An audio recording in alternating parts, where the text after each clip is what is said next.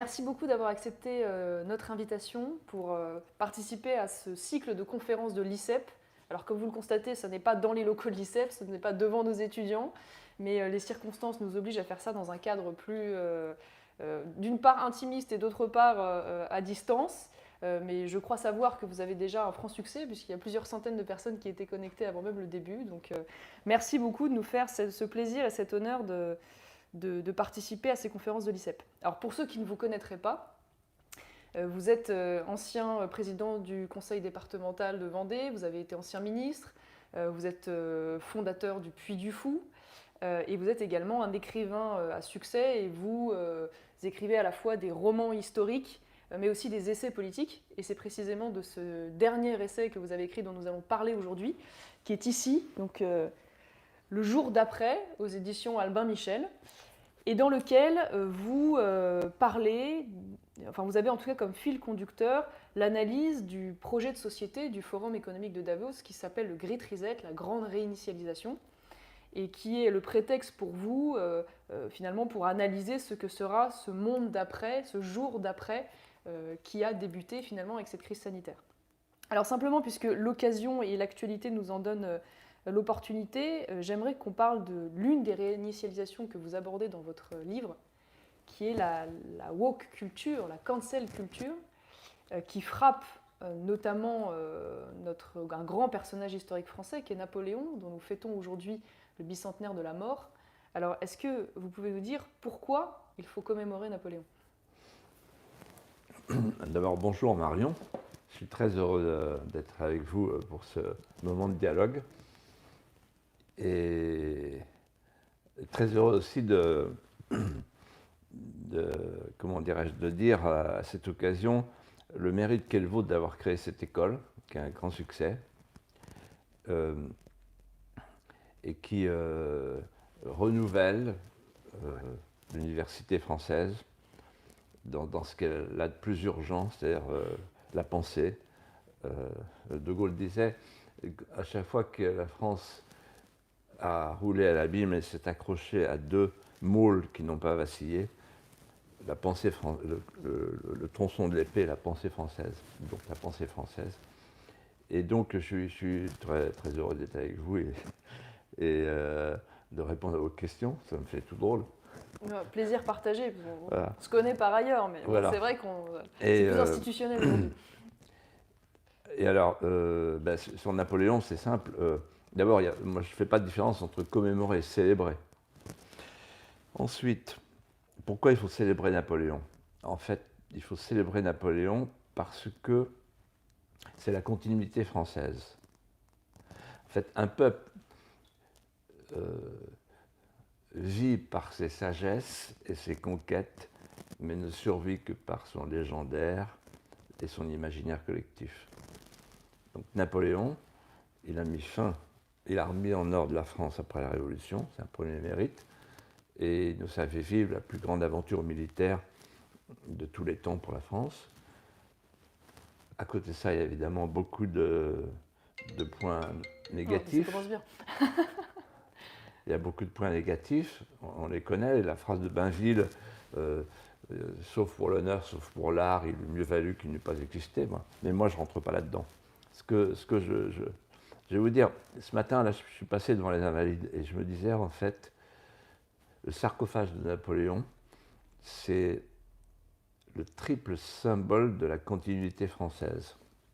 D'abord, le lieu, le sarcophage est sous le dôme d'une chapelle. Et donc, il fait écho à la phrase de Napoléon, sa dernière phrase, je veux mourir dans la religion catholique. Donc, continuité d'une civilisation. Ensuite, il est près son sarcophage repose près de celui de Vauban, près de celui de Turenne, dans ce lieu qui a été voulu par le roi Soleil. Et donc ce lien entre le roi Soleil et l'empereur, c'est le symbole de la continuité de l'État. Et le troisième symbole de continuité, c'est le retour des cendres, en fait. Quand le roi Louis-Philippe croit devoir, au nom de la réconciliation, faire revenir les cendres de Napoléon. Et s'il n'y avait pas eu dans l'histoire à chaque fois cette idée du pardon chrétien, la France serait morte depuis longtemps. Et je trouve odieux qu'on puisse aujourd'hui chercher à revisiter Napoléon et son époque avec la nouvelle morale, le nouvel ordre moral de la cancel culture qui répond à ce que les historiens appellent un anachronisme. C'est-à-dire qu'on ne peut pas juger une époque avec sa propre époque. Il faut se remettre dans l'époque, ça c'est le rôle des historiens. Alors qu'il y ait des controverses savantes, notamment sur l'esclavage, sur les fautes de Napoléon, bien sûr, c'est nécessaire. Il faut commémorer dans la vérité. Mais je fais la part entre le travail des historiens, qui peuvent se comporter comme des médecins légistes, c'est d'ailleurs leur tentation aujourd'hui, d'aller chercher les derniers pourrissements dans le corps social français. Mais la politique, c'est pas ça. La politique, c'est retenir ce qu'on doit transmettre. C'est retenir quoi? C'est la grandeur. Et qu'est-ce qui explique, selon vous, que Emmanuel Macron ait renoncé à rapatrier le corps du général Gudin, qui, vous le savez, a été trouvé en Russie, qui était mort lors de la campagne de Russie, qui normalement, initialement, devait être enterré aux Invalides aux côtés de Napoléon, donc qui aurait pu, à l'occasion de ce bicentenaire, être un grand moment de communion nationale, puisque Emmanuel Macron est relativement ambivalent sur le sujet. Il parle de déconstruction de l'histoire, mais dans le même temps, il explique qu'il ne veut pas déboulonner les statues et abonder dans le sens de cette cancel culture. Pourquoi ce renoncement, selon vous? Alors, pour moi, c'est très clair. Il est sous la pression, comme les autres, comme tout le monde, comme toute la classe politique, comme toutes les élites globalisées qui n'osent plus prononcer le mot France. Et c'est pas un hasard, vous dites, sa phrase, il faut déconstruire la France, l'histoire de France. Il a dit ça sur une chaîne américaine. Déconstruire l'histoire de France. En fait, ça veut dire quoi? Ce renoncement, ce recul. Ça veut dire que ses amis d'En Marche, la société médiatique et la culture ambiante, la France est une honte. La France, c'est le racisme systémique. C'est ça la cancel culture. C'est-à-dire qu'ils sont en train de nous mettre dans la tête que... en fait, voilà, c'est l'image des bourgeois de Calais. En fait, les élites globalisées. Le bourgeois de Calais de Rodin, on voit, ils ont un genou en terre à l'américaine, comme au Stade de France, tête cendrée, corde au cou, robe de bure des pénitents, et ils tendent le trousseau de clés à l'assaillant. Voilà. Et donc, Boilham Sansal a très bien dit les choses. Ça commencera par la guérilla et ça finira avec la guerre civile. Pas la guerre qu'on fait nous, la guerre qu'ils nous font nous. Et donc, en fait, il y a deux sortes de Français. Il y a les collabos et les résistants. Les résistants sont les premiers Français conscients de la situation. Les collabos sont ceux qui concèdent. Ils concèdent d'abord le fait qu'on ne parle de la France qu'à bas bruit, comme on dit maintenant. Il ne faut pas trop parler de la France. Donc en fait, sur Napoléon, oh là là, il faut faire attention, il faut disséquer le cadavre, quoi, pour dire, voilà, on ne retient que ceci, que cela, alors finalement, ça va se terminer, on va retenir le bicorne, quoi. Mais alors, ce qui est étonnant, c'est que vous parlez de ce phénomène français d'autoflagellation, de repentance, mais manifestement, cette réinitialisation de la culture occidentale, en fait européenne, est également l'un des projets, ou en tout cas l'une des idéologies portées par ce fameux Great Reset. Alors, quel est l'objectif, selon vous?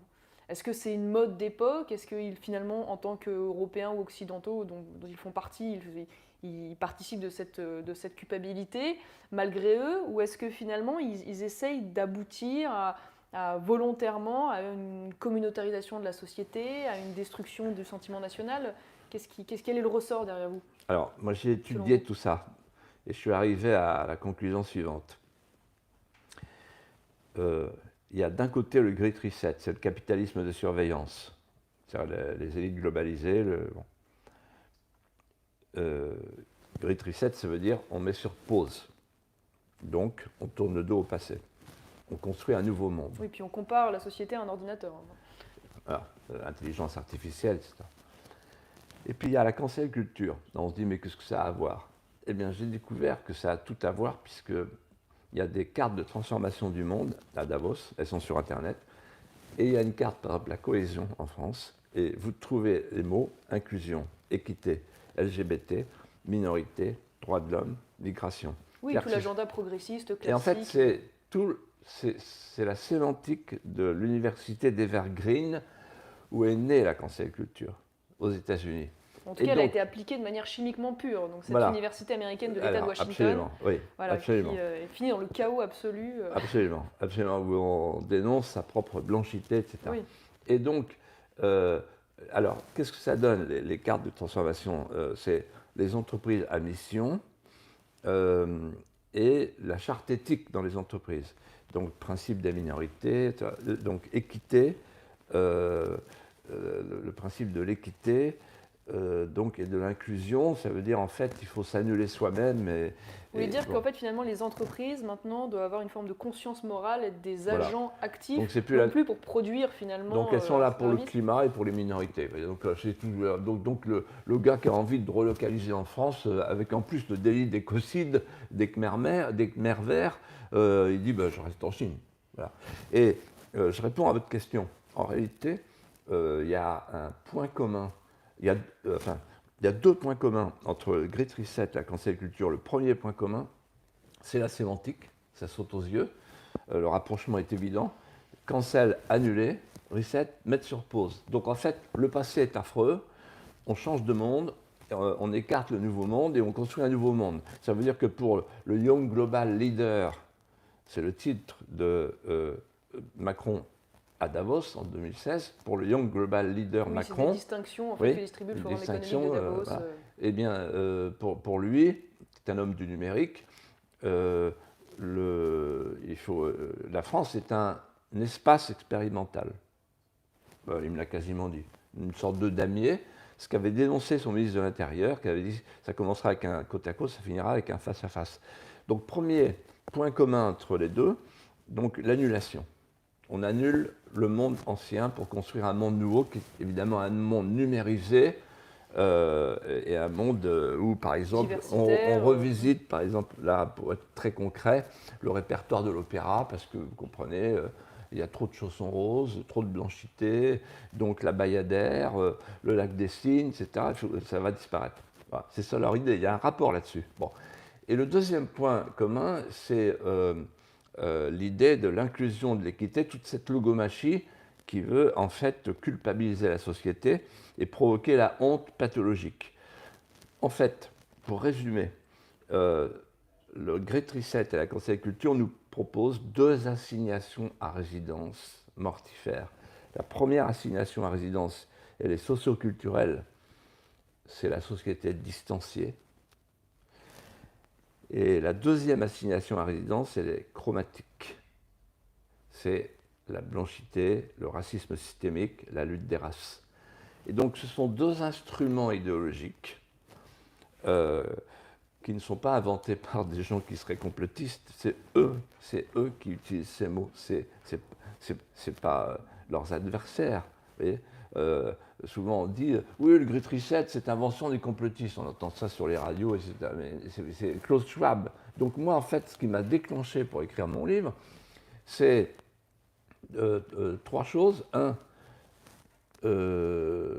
exercice de simulation que j'ai vu sur Internet, un exercice de simulation avec des puissances privées qui sont autour d'une table le 18 octobre 2019 et sont tellement sur d'eux qu'ils ont filmé.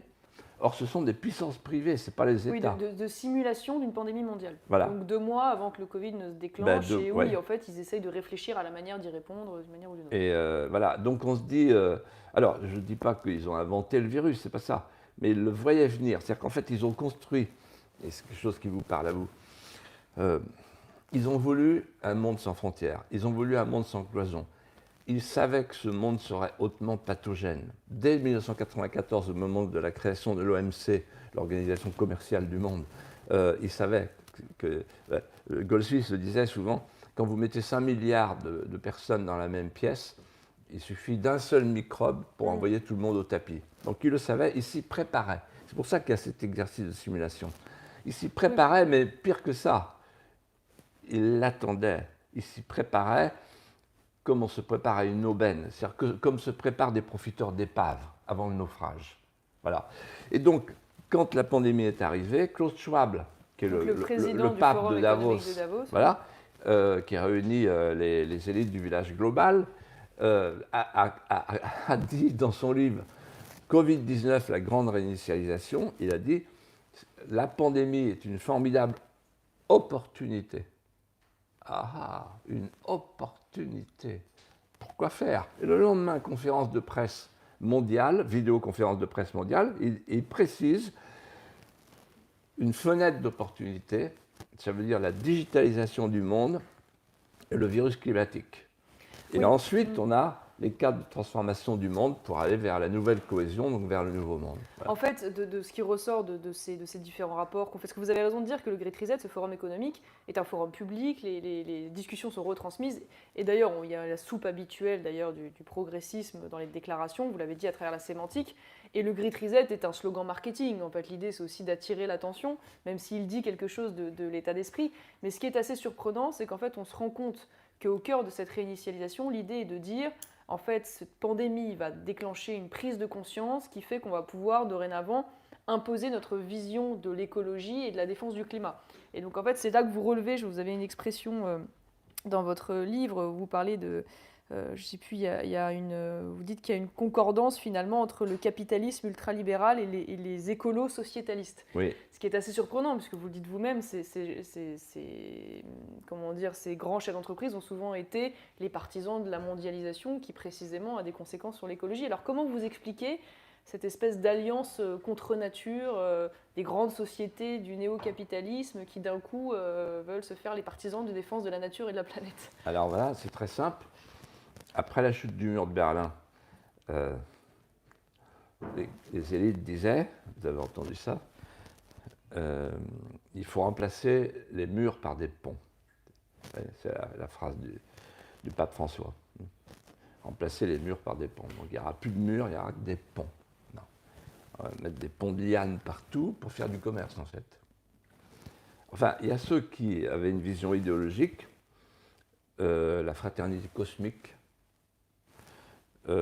sauver la planète pour la fraternité cosmique. Et ceux qui avaient une vision économique, faire un grand marché planétaire de masse pour le consommateur compulsif, qui n'est plus tout à fait un citoyen, qui est un citoyen du monde. En disant que ça garantirait la paix, parce que c'était le prétexte, voilà. Les interdépendances économiques obligeraient à maintenir la paix. Avec toujours cette idée, avec l'idée sous-jacente d'Attali, un gouvernement mondial.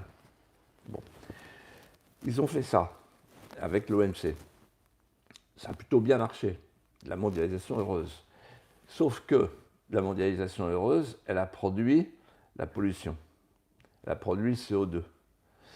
Et à un moment donné, le capitalisme de surveillance, ce capitalisme sans entrailles des géants du numérique, s'est dit, attention, il y a les vers qui montent. On va nous montrer du doigt. Et c'est là le coup de génie de Davos, que je raconte dans mon livre. C'est après le premier compromis historique entre les libéraux et les libertaires, les libéraux qui voulaient un monde sans frontières et les libertaires qui voulaient no borders, no limites, ce qui a produit la pollution, le coup de génie de Davos, c'est d'avoir rapproché les libéraux et les écolos sociétalistes. En disant aux écolos sociétalistes, bon attendez, on a un slogan pour vous, numériser pour décarboner. Ça veut dire plus d'avions, plus de voitures en ville, plus de propriété, l'économie circulaire. Télétravail, visioconférence. Télétravail, téléenseignement. Ce dit Klaus Schwab, il dit restez chez vous, faites du vélo d'appartement plutôt que d'aller faire du vélo dehors. Réunissez-vous par WhatsApp, etc. Voilà. Donc numériser pour ne pas décarboner. Donc en fait, donc les écolo-sociétalistes, ils veulent 1, la décroissance, 2, la décarbonation et 3, un camp de rééducation permanente. Voilà. Qui du coup permet en même temps à l'économie numérique. Oui, et alors en fait, ça leur va très bien aux uns et aux autres. Parce que les écolos se présentent comme des gens modernes, ils sont des gens du numérique. La numérisation du monde, ça leur va bien.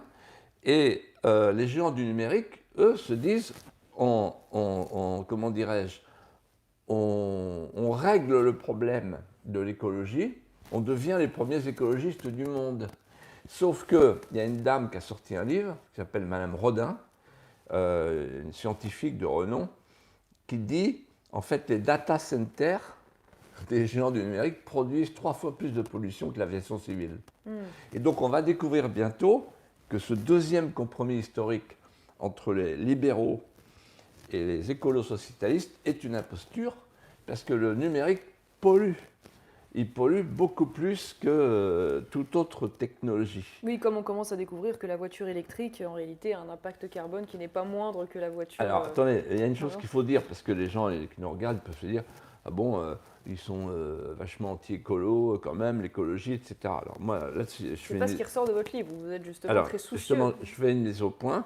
D'abord, il faut que les Français sachent que la production de CO2 en France, c'est 0,9% de la planète. Donc on emmerde les gens pour 0,9% de la planète. Mais surtout, c'est 0,9% de la planète grâce au nucléaire. Et ils veulent arrêter le nucléaire pour faire des éoliennes qui polluent. Dans les éoliennes, c'est un sujet que je connais très bien, dans les rotors, il y a 17 terres rares qui viennent de Chine. De métaux de et en plus, les éoliennes ne marchent que 23% du temps, donc le reste du temps c'est le thermique, etc. Donc les éoliennes polluent, contrairement au nucléaire. Et donc, ça c'est la première chose que je voulais dire. Et la deuxième chose, c'est que, je pense que Mario serait d'accord avec moi, c'est quand même insensé que la droite se soit fait piquer le thème de l'écologie. Moi, je me suis battu pour les abeilles, j'étais tout seul. Et à droite, les gens disaient, il est tapé ce mec-là. J'avais repris la phrase d'Einstein comme titre, quand les abeilles meurent, les jours de l'homme sont comptés. Et je me suis battu contre Guémard, ministre de l'Agriculture de Chirac, qui disait, mais vous êtes contre le progrès. Ils étaient avec BASF, Bayer contre moi. Ils me faisaient des procès. Et sur l'Erika, pareil. Quand le bateau, l'Erika, a coulé, le pétrolier en 1999, moi j'ai dit, il faut que Total paye. Et là, toute la droite disait, non, non, il attaque les entreprises. Vous voyez, c'est complètement dingue. Et on a obtenu, à l'époque avec les écolos, la reconnaissance par la Cour de cassation du préjudice écologique. Ce que je veux dire par là, c'est que moi, qui suis plutôt un homme de droite, à ce qui paraît, eh bien, je suis écolo. Et vous savez pourquoi je suis écolo? Parce que quand j'étais petit, je voyais un arbre pousser, je me disais en fait, et j'avais mon voisin, Samuel Gilbert, un paysan qui disait « L'homme a besoin d'humus et de lumière ». Et je me dis, ben ça, voilà, cet équilibre, on trouve ça chez Chateaubriand, etc. Comment la droite s'est-elle fait piquer l'écologie? Alors maintenant, les écolos, c'est des Khmers verts. J'ai parlé de camp de rééducation. Quand ils disent on va réviser les rêves des enfants, la maire de Poitiers, vous voyez, on n'est pas loin des Khmers, là, vous voyez. Mais alors la question, que répondez-vous à ces gens? Et l'islamo-gauchiste de Strasbourg. Oui, oui, en fait, il y a une convergence entre tout cet agenda progressiste. En fait, ils veulent détruire la France. Ils se servent de la nature pour détruire la France. D'ailleurs, ils s'en foutent de la France. Et quand je dis ils se servent de la nature, ça ne les dérange pas de massacrer les paysages avec les éoliennes. Par exemple. Les Khmers verts, aucun problème. Du moment que c'est les campagnes. Eux, ils vivent en ville, c'est des bobos, avec leur vélo. Mais que répondez-vous du coup à tous ces écolos ou supposés écolos voilà, qui travaillent en lien notamment avec le Forum économique de Davos et qui vous disent oui, mais à problème global, solution globale. Puisque nous sommes tous interdépendants dans le cadre de la question climatique et écologique, vous le dites vous-même, finalement la France c'est 0,9%, donc on peut faire tout ce qu'on veut en France de manière la plus vertueuse possible, ça n'aura pas un impact déterminant sur la planète. Eux disent finalement, c'est pour ça qu'il faut dépasser le cadre national pour pouvoir répondre globalement à ce problème global. Bah, de toute façon, il faudrait avoir les clés de la Chine, avoir les clés des États-Unis, parce que la Chine et les États-Unis produisent 45% du CO2. Donc pour l'instant, ce n'est pas le cas. Donc faisons ce qu'on peut faire chez nous. Quand j'étais gosse, moi... Parce que c'est l'idée de Jacques Attali, quand il dit un gouvernement mondial, oui. C'est que c'est une manière finalement de mettre tout le monde autour de la table et de coordonner les politiques pour aller tous dans le même sens. En fait, eux, ce qu'ils veulent, c'est détruire les nations, qui sont des familles de familles. Ils veulent détruire les nations. Et donc l'idée de ne plus avoir de cloison, c'est pour avoir un gouvernement mondial, pour avoir des normes mondiales, et pour pouvoir détruire toute la stabilité de la société. Voilà. Et donc, c'est évident qu'il faut faire ce qu'on peut, nous, pour faire reculer le CO2, mais il ne faut pas en faire une doctrine absolue. Et quand je vois Macron, par exemple, avec son histoire du climat et son référendum sur le climat, je connais 2 chefs d'entreprise importants que j'ai rencontrés il y a quelques jours, qui m'ont dit, nous, on ne reviendra pas. On comptait relocaliser, et maintenant, on ne reviendra pas. Pourquoi on ne reviendra pas? À cause de cette histoire de climat. Pourquoi? Parce que les juges, qui sont les nouveaux parlements d'Ancien Régime, les juges sont aussi puissants qu'à la fin de l'Ancien Régime. D'ailleurs, c'est eux qui ont détruit l'Ancien Régime. Les juges interpréteront le délit d'écocide à leur manière, et donc, au nom de la précaution, tout ce qui peut esquisser une forme d'atteinte à l'environnement sera reçu comme une interdiction sanctionnée pénalement. Ça veut dire que n'importe quel entrepreneur ne prendra, avant de créer une entreprise, réfléchira 2 fois. Voilà. Mais alors, on sent d'ailleurs, à la fois au prétexte de la santé et au prétexte de la défense du climat, cette petite musique liberticide qui s'installe, hein, qui laisse entendre auprès des individus et des Français qu'il faudra sacrifier un certain nombre de choses, pourquoi pas même des droits fondamentaux, pour pouvoir à la fois défendre la santé et défendre le climat. Est-ce que pour vous, et c'est l'objet de votre livre, Le jour d'après, est-ce qu'on est durablement rentré dans une époque liberticide, ou est-ce que finalement vous croyez qu'une fois les vaccins passés, tout ça va joyeusement s'arrêter? Est-ce que l'univers mental dans lequel nous sommes entrés est là pour longtemps? Je pense que la réponse est dans votre question. Certainement, mais Oui, moi je sais quoi en penser en tout cas. Non, mais alors, en fait, le jour d'après nous fait entrer dans un monde qu'on peut qualifier 3 fois. Au nom du tout sanitaire, on sacrifie la jeunesse. Vous en savez quelque chose. Avec le téléenseignement, on est passé du présentiel au démerdentiel. On sacrifie la jeunesse, la transmission, l'avenir. C'est un renversement anthropologique inouï dans l'histoire de l'humanité. Ensuite, un monde dans lequel on sacrifie au nom du tout numérique la société de voisinage, les métiers de la main et du cœur. Ce n'est pas un hasard si les bistrots et les restaurants seront les derniers à rouvrir, la convivialité. Et enfin, un monde dans lequel, au nom du post-humanisme, on dénature l'espèce humaine. Ce n'est pas un hasard s'ils sont arrivés en même temps que le Covid, et sous couvert du Covid, la loi sur l'euthanasie, la loi sur la PMA, l'allongement de l'avortement à 12 mois, c'est-à-dire l'infanticide, et surtout, passé inaperçu, cette loi incroyable sur les chimères permettant oui, la recherche sur l'embryon, l'expérimentation voilà, sur les embryons humains et les embryons animaux. Et donc, en fait, malheureusement, alors on nous explique aujourd'hui, la petite musique dont vous parliez, on nous dit, oui, l'enseignement fera continuer. Le télétravail fera continuer. En fait, ils sont en train de liquider tous les petits commerces. Ils sont en train de favoriser les géants du numérique. Et pour vous, c'est quelque chose qui est conscient, c'est un projet volontaire, ou finalement c'est un espèce de mélange d'intérêt bien compris d'une part, d'amateurisme, de circonstances Est-ce que vous ne croyez pas à un moment donné qu'ils sont simplement dépassés par la situation, qu'ils sont dépassés par l'émotion en général, qu'aujourd'hui la mort est insupportable par principe, et que donc on est prêt à tout pour montrer qu'on agit et ne pas avoir à payer ça auprès d'un électorat inquiet Alors, la question c'est, est-ce qu'il y a un plan ou est-ce que c'est simplement la médiocrité? Ma réponse est simple. Vous avez vu Castex avec ses airs de... Bon, du coup, là, spontanément, je ne pense pas au plan, mais... Non, justement, oui, voilà. Castex, il me ramène quand j'étais stagiaire de l'ENA, j'allais à Brive et je voyais Castex, en fait. Il y a des Castex partout. C'est-à-dire des airs de chef de division des cartes grises à la sous-préfecture de Brive-la-Gaillarde. Bon.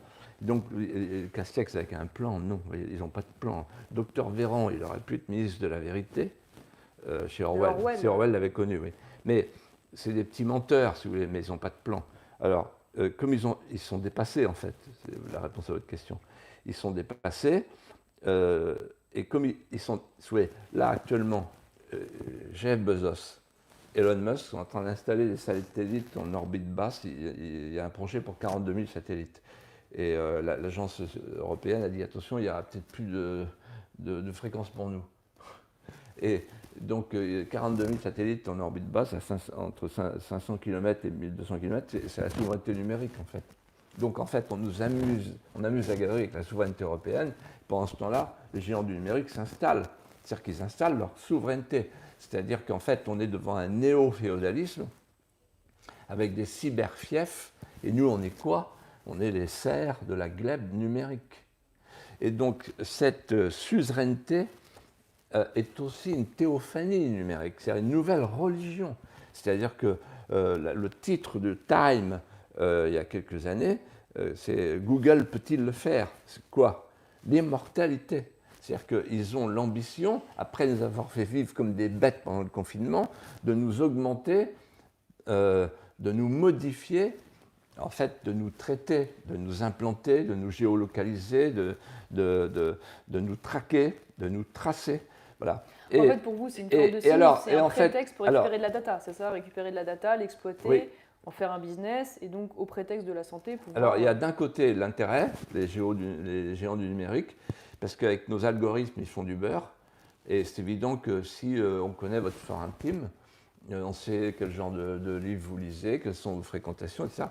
Mais le pouvoir politique a un très grand intérêt, quand il est faible, à s'approcher des gens du numérique. Ce que je dis dans mon livre, c'est la parabole du gendarme et du mouchard. Le gendarme, les pouvoirs publics, dit au mouchard les algorithmes. Le gendarme est collecteur d'algorithmes. Il dit, est-ce que vous pouvez me passer, s'il vous plaît, tout ce que je pourrais savoir d'utile sur Marion Maréchal? Et donc le gendarme dit ça. Et en contrepartie, le mouchard dit, mais oui, mais vous m'accordez la liberté. Parfaitement, vous avez la liberté totale, mais simplement on échange des informations, on travaille ensemble. Donc le mouchard travaille avec le gendarme, jusqu'au jour où le gendarme dit au mouchard, ça serait bien que vous puissiez revêtir la toge. Ah bon, pourquoi faire? Pour couper Twitter au président des États-Unis, parce que là il va trop loin. Vous appelez l'impeachment numérique. Voilà. Et donc en fait, vous allez voir que pour l'élection présidentielle, les géants du numérique, en liaison avec le pouvoir politique français, vont dire attention, là on va devoir sélectionner. Voyez. Et donc le pouvoir politique, par faiblesse, rêve du contrôle total. Et donc, c'est évident que quand on est un homme du tout numérique comme Macron, on se dit, il y a un livre qui est sorti, incroyable, dans le JDD dimanche, j'ai oublié son nom, Maillaf, je crois, et il a fait le discours d'investiture, le discours d'annonce de sa candidature de Macron en 2022, avec l'intelligence artificielle. C'est admirable. C'est-à-dire qu'il a capté en fait l'ensemble des discours d'Emmanuel Macron, il les a remoulinés avec l'intelligence artificielle. Et donc en fait, une forme de prospective sur ce qu'il pourrait être capable de dire. Voilà. Et donc j'invente pas, c'est le JDD, le journal du dimanche, dimanche dernier. Je me suis dit mais c'est plus vrai que nature. Et en fait, je vais vous dire quelque chose, Marion. Ça doit pas être simple parce que numériser le en même temps, ça doit être même pour l'intelligence artificielle. C'est vachement bien. Il donne des bouts là, c'est très bien fait. En fait, quand je lis la presse tous les jours, je me dis, je ne pensais pas que j'aurais raison à ce point-là et si vite. C'est-à-dire que, par exemple, j'ai dit dans mon livre, ils feront le passeport vaccinal parce qu'ils veulent aller vers l'identité numérique prédite par Klaus Schwab, qui a dit qu'il faut aller vers la fusion des 3 identités, numérique, physique, biologique. Ça y est, le pass sanitaire, pour aller dans les sites de loisirs, il y aura le pass sanitaire. C'est la première étape. Oh, elle est indolore. Oui, alors oui, parce que les Français aient quand même conscience de ça. Attendez, je vais citer 2 autres exemples. Darmanin dit, voilà, il va falloir collecter les algorithmes, tout le monde va être mis en algorithme, y compris les innocents, pour pouvoir faire la chasse aux grands délinquants et aux terroristes. Donc ça y est, les algorithmes. C'est-à-dire qu'en fait, le pouvoir politique va capter le fort intime par les algorithmes. Et enfin, moi, quand j'écrivais mon livre, et que donc je me suis penché sur l'affaire du pangolin, parce que Time avait fait une couverture avec Léonard de Vinci et il y avait un pangolin. Et donc, Oui, donc cet animal en Chine, donc on soupçonne être à voilà. l'origine de la transmission Et alors, de à l'homme. l'époque, beaucoup de journalistes français disaient tous ceux qui remettent en cause la thèse du pangolin sont des complotistes. Et donc, moi, je me suis dit, oh là, moi, je ne sais même pas ce que c'est qu'un pangolin, donc je ne vais pas aller sur ce terrain-là, je n'ai pas d'informations là-dessus. Bon, puis c'était assez comment dirais-je, assez bucolique, l'histoire du marché de Wuhan, pangolin, etc. Et là, la une du Figaro, il y a quelques heures, là, hier, c'est fini le pangolin, l'hypothèse d'un accident de laboratoire n'est pas écarté. n'est pas écartée. Ah bon, alors attendez, ça veut dire, Marion, vous me dites que le cheval blanc n'aurait qu'à être noir. Moi, je vous dis non, il ne peut pas être noir. Et vous me répondez, c'est pas pour ça qu'il est blanc. Bon, donc il y a un doute à ce moment-là. C'est-à-dire qu'on dit aux gens, attendez, si vous dites que ce n'est pas le pangolin, vous êtes des salauds. Vous êtes des traîtres à la patrie, des complotistes, des conspirationnistes, des anti-maastrichiens, etc. Et puis des populistes, comme Orban. Bon, et tout à coup, il n'y a plus de pangolin. Donc le gars qui s'est fait insulter, il dit, mais alors, parce que quand vous mentez à un peuple, il ne faut pas s'étonner s'il finit par adopter le mentir vrai d'Aragon. Il ne sait plus. Donc quand on... Par exemple, les masques, voilà. Alors les masques, depuis quelques jours, il y a une petite musique, les scientifiques qui disent « Oh, les masques dehors, ça ne sert peut-être à rien ». Et comme d'ailleurs, il n'y a pas de consensus, vous le dites vous-même dans votre livre, sur les bénéfices réels du confinement ou du couvre-feu. Enfin, je veux dire, il n'y a aucune certitude. Ah non, mais là-dessus, c'est bien pire que ça. C'est bien pire que ça.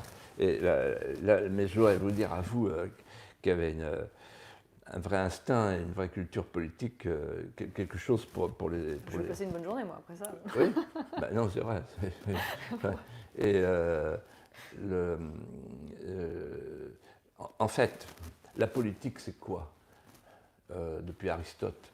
La politique, c'est la vie. La politique, c'est la vie au sens prophylactique, mais aussi la vie affective, la vie sociale, la vie familiale, la vie créative, la vie artistique, la vie culturelle, la vie spirituelle.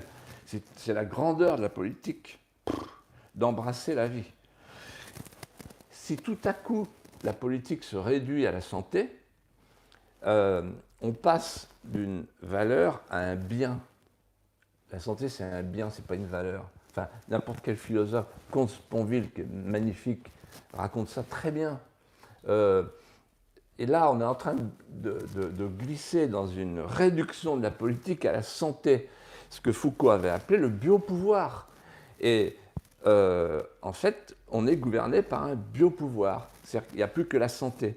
Et on dit, ah, c'est moyenâgeux le confinement. Mais non, au Moyen-Âge, on confinait les mal portants. Et là, on confine les bien portants.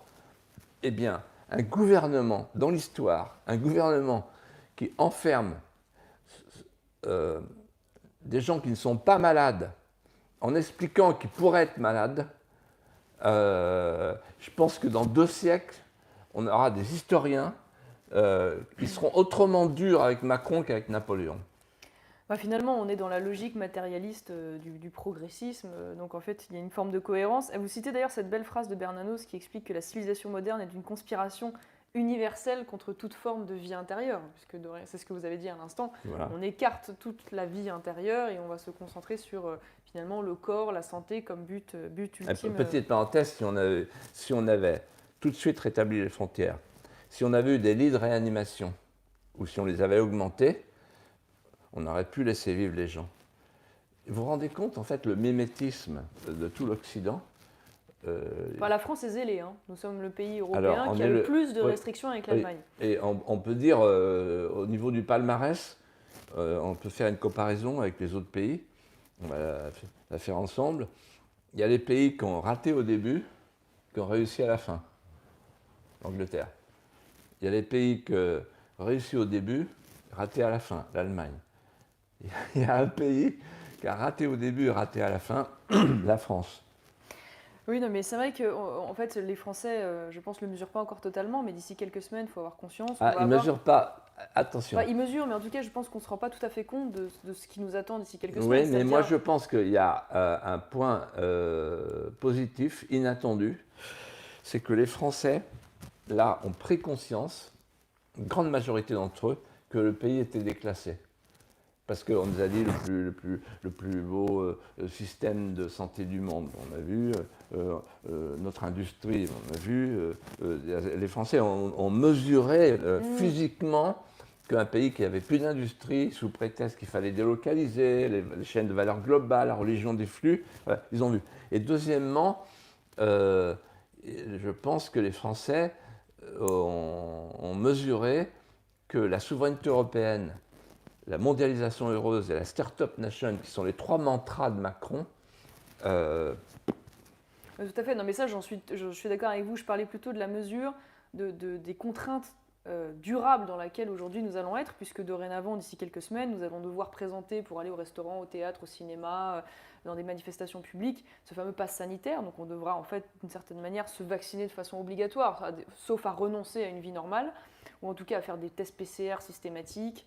Et puis probablement d'ailleurs le traçage par QR code à l'entrée des commerces pour pouvoir, soit au prétexte d'informer les gens qui seraient cas contact, donc notre vie privée tracée, et ça probablement de manière durable, puisqu'il n'y a aucune certitude même sur l'efficacité durable du vaccin, sur le fait qu'on reste contaminant ou non, sur son efficience sur les variants futurs. Donc on va quand même voir un recul profond de nos libertés. Et je rebondis là-dessus parce que et ce sera ma dernière question avant de répondre aux questions des personnes qui nous regardent, s'ils en ont. Euh, Face à tout cela, donc le recul majeur de nos libertés, cet agenda que vous décrivez, cette numérisation du monde, comment dire, le développement spectaculaire de ces grandes entreprises multinationales du numérique et l'incidence que ça a sur la société, même sur la liberté d'expression, sur la censure politique, entre autres choses, et puis simplement la remise en cause de nos vies intérieures, pour reprendre cette expression de Bernanos. Vous titrez le dernier chapitre de votre livre « Insurrection ». Quelle est la forme que doit prendre cette insurrection populaire que vous appelez face à tout cela? Insurrection, ça veut dire on se relève, on se redresse, on dit non. C'est l'insurrection de la conscience, l'insurrection des consciences. Et après, chacun fait comme il veut, mais en tout cas, on ne s'aligne plus. Et là, en fait, l'insurrection, ça veut dire quoi? Ça veut dire je n'accepte pas le confinement de masse. C'est une stupidité. Je n'accepte pas leurs mensonges, je les décrypte. Je les déloge. Je vais les chercher en moi-même par mon bon sens, par mon instinct, par mon discernement. Et puis, je n'accepte pas non plus qu'on enferme les innocents au moment où on libère les terroristes. Parce qu'en fait, il a dit « je fais la guerre », Macron. Il a fait la guerre à un virus, et il a perdu. Puisque de toute façon, il y a tous les cousins germains qui arrivent, les variants.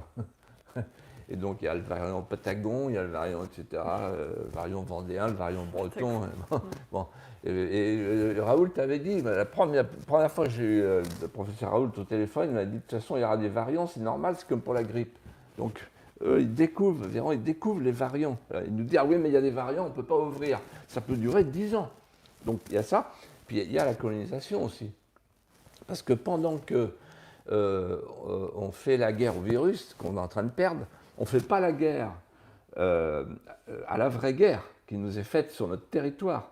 Colonisation de peuplement, colonisation de conquête et colonisation des esprits. Et donc cette colonisation, avec la cancel culture, elle bénéficie d'une cinquième colonne, des islamo-gauchistes, et d'une autre cinquième colonne, c'est les élites globalisées qui ne veulent plus entendre parler de la France et qui sont d'accord pour expérimenter un damier avec un côte à côte de deux civilisations qui sont difficilement miscibles dans l'histoire, l'arabo-musulmane et la christiano-occidentale. Et donc l'insurrection, ça veut dire je ne me soumets pas, je ne serai pas un dhimmi. l'insurrection, c'est le refus de la soumission et de la dimitude. Donc c'est d'abord une insurrection, si je vous suis bien, morale. Morale. Alors, beaucoup de questions ont été relevées. Je vous les livre. Monsieur de Villiers, comment la droite souverainiste peut-elle remporter les prochaines élections présidentielles? Quel pourrait être, selon vous, le ticket gagnant? Bon, ça, vous y échapperez pas. Oui. Je crois que forcément, vous faites un livre politique et vous êtes animé par l'amour de la France, donc les gens, spontanément, se demandent comment ça va se traduire politiquement. Oui. Alors, je peux répondre? Ouais, je vous en prie. Oui. C'est fait pour ça, les questions, en principe. Les victoires idéologiques précèdent les victoires politiques, toujours. Et donc là, on est dans la victoire idéologique. On est dans le confinement et la colonisation. C'est le moment de dire, attendez, c'est quoi l'enjeu de la présidentielle? En fait, il y a deux questions sur la présidentielle. Il y a une qui est posée maintenant et une autre qui sera posée plus tard. Celle qui est posée maintenant, c'est l'enjeu. Et moi, je dis l'enjeu, c'est une politique de civilisation ou la mort. C'est-à-dire ou bien la refrancisation de la France, ou bien la fin de l'aventure. C'est clair. Ça n'a jamais été aussi clair. En revanche, la question qui n'est pas posée, c'est la question de la course des petits chevaux. Tout simplement parce qu'on est congelé, tant qu'on est bâillonné, on ne lit rien sur les lèvres des Français. Je pense, moi, que le jour où on va être décongelé, ça va être une avalanche. Vous voulez dire déconfiné, dans un premier temps? Parce qu'en fait, tout est Oui, voilà, tout est à quand je dis l'arrêt. décongelé, c'est la congélation de la vie politique. Oui, oui, bien sûr. Là, aujourd'hui, quand il y a des sondages, par exemple, c'est les sondages d'il y a 2 ans, quoi. Ça n'a pas bougé, ça ne peut pas bouger. Parce que quelqu'un qui est bâillonné, il n'a plus d'avis, si vous voulez. L'autre jour, je croisais un jogger dans une forêt, et un, puis deux, puis trois, bâillonnés, ils couraient, des athlètes. Et je me disais, pardon, je me disais, mais putain, mais qu'est-ce qui se passe? C'est-à-dire qu'ils vont finir par nous faire regretter le monde d'avant, ce qui était quand même pas gagné. Oui, mais On en est là. Et il me regardait, parce que moi, j'avais pas de masque, on était en pleine forêt, et il me regardait comme ça, en courant.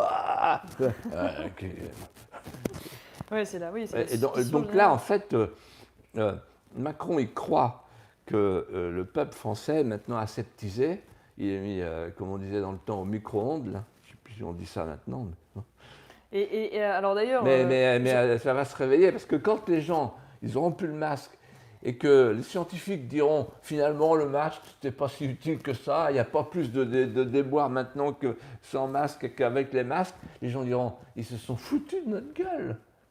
Donc vous croyez, vous, à un grand mouvement populaire, peut-être avant les présidentielles? Alors, vous savez pourquoi? L'autre jour, j'ai vu un gars qui est ouvrier chez Jeannot, aux Herbiers. Et il me dit, avec son accent paysan vendéen, il me dit « l'argent magique ». Alors, il y avait de l'argent magique. Il n'y avait pas d'argent avant. Pas d'argent pour les salaires, pas d'argent pour les petits. Puis tout à coup, il y a l'argent magique. L'Europe de 750 milliards. Formidable. Voilà. Et Macron, l'argent magique. Quoi qu'il en coûte, il n'y a aucun problème. Bruno Le Maire, allez hop, on y va, les PGE pour tout le monde. Ouais. C'est extraordinaire. Staline en avait rêvé, Le Maire l'a fait. C'est-à-dire que mettre sous perfusion tout un pays, avec des prélèvements obligatoires que l'Albanie ancienne n'a jamais pu atteindre. Enfin, je pense que l'Union soviétique n'était pas à 70% de prélèvements. Là, on y est. Bon, voilà. Et donc maintenant, alors l'argent magique, il n'y aura plus d'argent. On va commencer à dire aux Français, bon, ben, maintenant, il va falloir peut-être rembourser. Attendez, mais les gens qui ont souffert, qui ont été bâillonnés et qui sont maintenant privés d'emploi, parce que vous allez voir, le prochain défilé, ce n'est pas le défilé des vaccinodromes, c'est le défilé devant le greffe du tribunal de commerce. Ça va être autre chose. Et là, l'argent magique, il va falloir il falloir un petit peu d'argent magique, parce que sinon, tout le monde crève. Et je sais de quoi je parle. Et d'ailleurs, à ce titre, puisque c'est rebondi sur ce fameux pass sanitaire, le Puy du Fou mettra-t-il en place le pass sanitaire? Mais ce n'est pas le Puy du Fou qui décide. C'est que manifestement, vous serez probablement tenu de n'accueillir les gens. Je ne réponds pas sur les questions qui concernent le Puy du Fou, parce que je ne veux pas mélanger les gens. Vous ne parlez pas au titre du fondateur du Puy du Fou. Mais en tant que, voilà, en tant que créateur du Puy du Fou, je dis, le coût du pass sanitaire, c'est quand même une belle saloperie. Oui, parce que dire aux gens, comme ils ont dit au début du vaccin, ah non, mais jamais le vaccin ne sera obligatoire. Vous vous souvenez? Je me souviens très bien. Voilà. Puis maintenant, ils nous disent, en fait, le pass sanitaire, donc le vaccin. Bon, le vaccin obligatoire. C'est un tour de passe-passe de politiciens. C'est pour ça que les gens en ont marre et qu'ils vont Qu'ils n'ont pas réussi à imposer d'ailleurs par la France en décembre, Oui. parce que ça avait fait une grande polémique. D'ailleurs, avec le Oui. cap de l'ICEP, on avait sorti cette information. Mais Et attendez, qu'ils ont réussi à faire passer par le biais européen, Oui. puisque c'est Mais- l'Europe aujourd'hui qui mais a monté attendez, la manœuvre. mais ce que je dis dans mon livre, dès le premier chapitre, c'est que j'ai découvert que le passeport vaccinal, j'utilise l'expression, il a été adopté en septembre 2019 à Bruxelles par les Oui, c'est pays vrai. européens. C'est-à-dire que la possibilité de mettre en place un pass vaccinal. Mais c'était à l'époque entre les une différents obligation. Et ça, on prévoyait tout, même la désinformation, les fake news, etc. Tout était prévu en septembre 2019, avant même l'exercice de simulation de New York. Donc ça veut dire qu'il y avait quand même à Bruxelles des gens qui avaient prévu le passeport vaccinal 6 mois avant la pandémie. De toute façon, la pandémie, même dans un certain nombre de rapports de la défense aux États-Unis depuis plusieurs années, était une hypothèse envisagée, puisque la mondialisation Voilà. en était l'un des vecteurs possibles. La mondialisation est pathogène. Monsieur de Villiers, vous parlez encore d'assimilation, mais la situation a radicalement changé dans le nombre et la nature de l'immigration. Croyez-vous, enfin, la remigration n'est-elle pas nécessaire dans le monde d'après? Oui, alors, en fait, d'abord, il faut rétablir les frontières. On ne peut pas gérer un stock et un flux en même temps, c'est pas possible. Bon. 274 000 cartes de séjour en 2019, 175 000 demandeurs d'asile, c'est impossible. C'est une inondation, c'est une invasion, on ne peut pas. Donc il faut répondre à cette première question. Alors sur l'assimilation, c'est simple, il faut proposer la France en France, c'est-à-dire notre histoire, notre art de vivre et notre langue. Bon. Celui qui vient vers la France, qui veut devenir français, doit d'abord rompre le lien avec les puissances étrangères. S'il est musulman, avec l'Oumma. L'Oumma est supérieur aux nations. Donc, pour devenir français, il faut devenir français. Pas de lien avec l'Algérie, avec la Tunisie, avec le Pakistan, etc. Donc quoi, fin de la double nationalité? Bien sûr. On n'a qu'un cœur, on n'a qu'une âme, on n'a qu'une ferveur. Et en l'occurrence, on n'a qu'un combat pour la survie, un seul. Bon. Et enfin, et surtout, alors là, je vais peut-être paraître naïf, mais avec mon expérience justement du Puy du Fou, je suis sûr de mon coup. Quelqu'un qui vient vers nous, moi je respecte les gens qui ont la foi. Je ne suis pas un hédoniste qui dit la laïcité, etc. Il crie la laïcité, les valeurs de la République, etc. Mais c'est des codes, ça. Les droits de l'homme, les codes. Ce n'est pas avec des codes que vous arrêtez une lame de feu. On n'a jamais vu quelqu'un tomber amoureux d'une ligne continue. Code de la route. Bon. Mais on répond à une lame de feu par le feu sacré. Si on dit à quelqu'un qui veut devenir français, voilà, vous avez vos gloires, vous avez vos saints, vous avez vos héros, vous avez votre histoire, vous avez votre civilisation, on la respecte, on comprend que vous les aimiez. Mais là, vous êtes chez nous. Vous avez une mère adoptive, il faut l'aimer. Et donc, on va vous proposer nos gloires, nos saints, nos héros, nos romances, et vous les aimerez. Nos épopées, et vous les aimerez. Notre légendaire, notre tapisserie de Bayeux, et vous allez les aimer. Voilà. Maintenant, si vous ne les aimez pas, mon professeur de Sciences Po, Pierre Milza, expliquait à ses élèves que sur 3 millions d'Italiens venus en France dans l'entre-deux-guerres, 2 millions sont repartis parce qu'ils ne pouvaient pas s'adapter aux mœurs de la France. Donc ça arrive, la remigration. Ce n'est pas déshonorant.